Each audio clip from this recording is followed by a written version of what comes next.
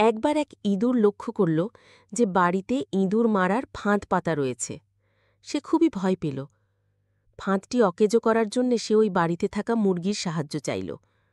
মুরগি ঘটনা শুনে জবাব দিল, ফাঁদটি আমার কোনো ক্ষতি করতে পারবে না, অতএব আমি এখানে কোনো সাহায্য করতে পারব না।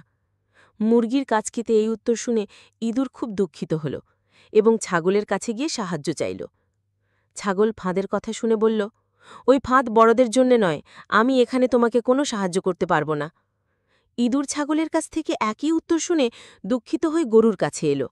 সব কথা শুনে গরু বলল, ইঁদুরের ফাঁদ আমার মতো বড় প্রাণীর কোনো ক্ষতিই করতে পারবে না। যা আমার কোনো ক্ষতি করতে পারবে না, তাতে আমি সাহায্য করতে পারব না। ইঁদুর শেষ পর্যন্ত নিরাশ হয়ে তার ঘরে ফিরে এলো। রাতের বেলা বাড়ির কর্ত্রী অন্ধকারের ভিতর বুঝতে পারলেন যে ফাঁদে কিছু একটা ধরা পড়েছে। অন্ধকারে ফাঁদের কাছে হাত দিতেই উনি হাতে কামড় খেলেন এবং দেখলেন ফাঁদে ইঁদুরের বদলে সাপ ধরা পড়েছে। তার চিৎকারে কর্তার ঘুম ভাঙল। তাড়াতাড়ি ডাক্তার ডাকা হলো। চিকিৎসা শুরু হয়ে গেল, কিন্তু অবস্থা মোটেই ভালো না। পথ্য হিসেবে ডাক্তার মুরগির স্যুপ খাওয়াতে বললেন। স্যুপের জন্যে কর্তা মুরগিকে জবাই করে দিলেন। অবস্থা আস্তে আস্তে আরও খারাপ হতে লাগল।